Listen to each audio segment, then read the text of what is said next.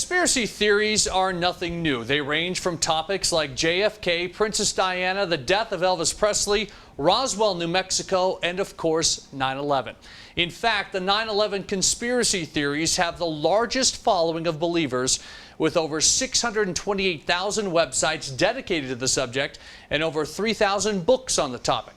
In some circles, the truth about that day remains under heavy scrutiny and doubt. So even after 12 years, what has so many people still speculating?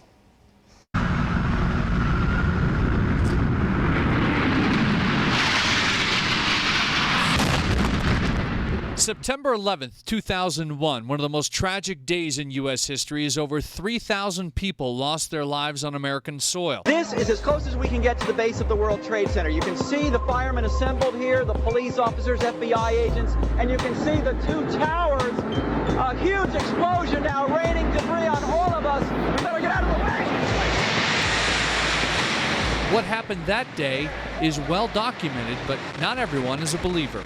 I don't understand who did 9/11. I think I've done a pretty good job of wrapping my mind around at least what Ground Zero was. I don't know who did it.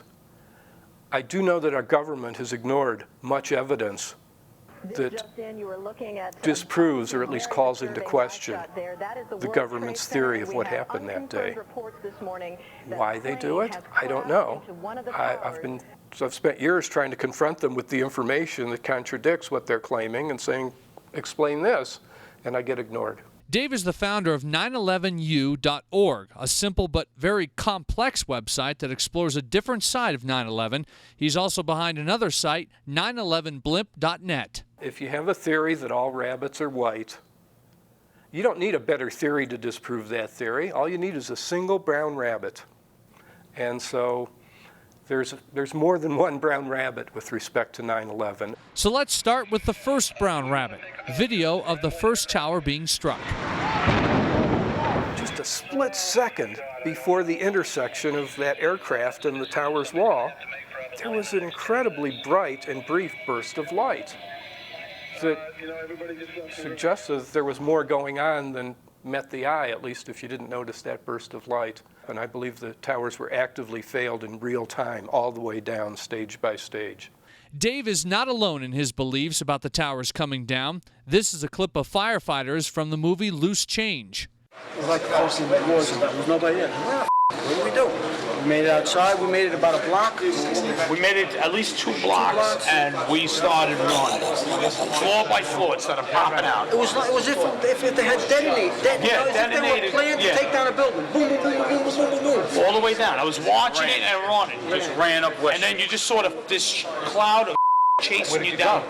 Couldn't outrun it. West Street. Think about it. The government claims that gravity brought the towers down through the path of maximum resistance, through all these supposedly undamaged lower stories. And yet on page 305 of the Commission's report, it says that the South Tower collapsed in 10 seconds. Gives no time for the other tower. But keep in mind, free fall from that height, zero resistance is 9.2 seconds. That's in a vacuum. Air resistance is going to make something take 10 seconds to fall. Several scientists refute any notion of a controlled demolition, saying the collapse was a result of the planes hitting the towers. On July 28, 1945, a B-52 bomber lost in the fog crashed into the 79th floor of the Empire State Building. Naysayers point to the fact that no steel structure had ever collapsed due to just fire. But the building stands intact to this day. On October 17, 2004, a 56-story skyscraper in Venezuela, built in 1976, burned for over 17 hours and spread over 26 floors, eventually reaching the roof. Guess what?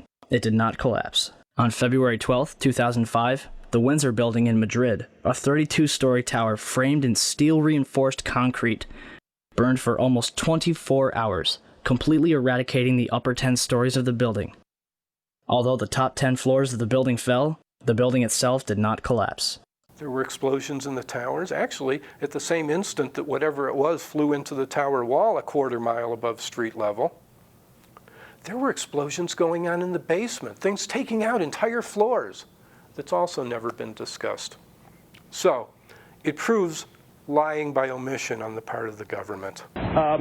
Chief Albert Turry he received word of the possibility of a secondary device, that is another bomb going off. There was another explosion that took place in one of the towers here. He thinks that there were actually devices that were planted in the building. When a big explosion happened. Tell us what's happening out there. Oh my We just gosh. witnessed some kind of secondary follow-up explosion on the World Trade Center #2, the one. Secondary. Do you know if it was an explosion or if it was a building collapse? To me, it sounded like an explosion.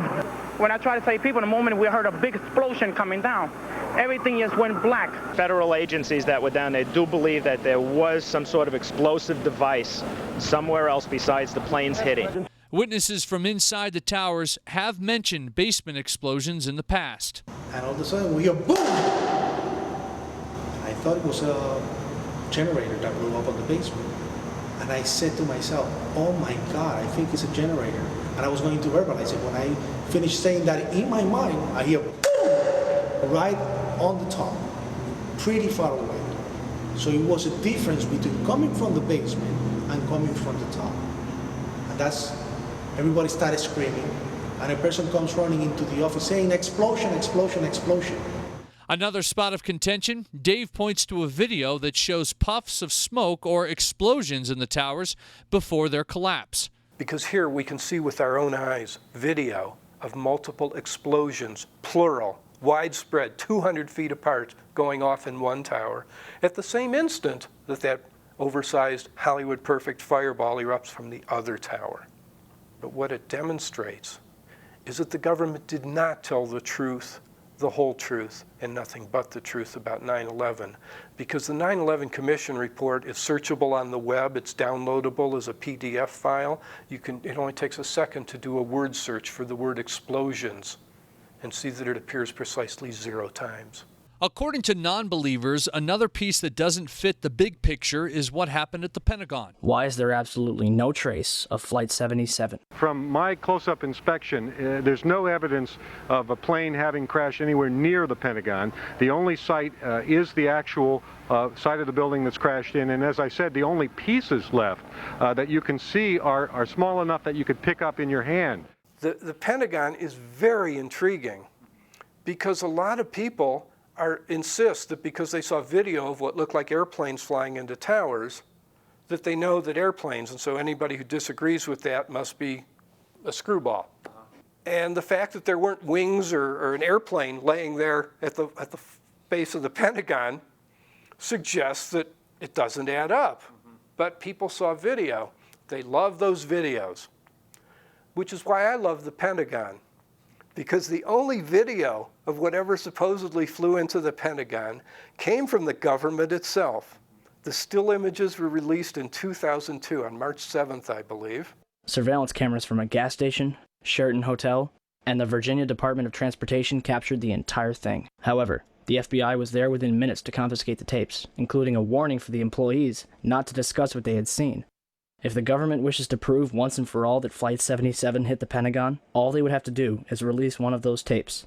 Different 9/11 theories cite different pieces of evidence, but one event where several theories unite is what's referred to as the smoking gun, the collapse of Tower 7. Official explanation: falling debris from the Twin Towers created an internal fire, which ignited several fuel tanks inside the building. If this is true, then it would be the third building in history to collapse because of a fire. The first two would be the Twin Towers.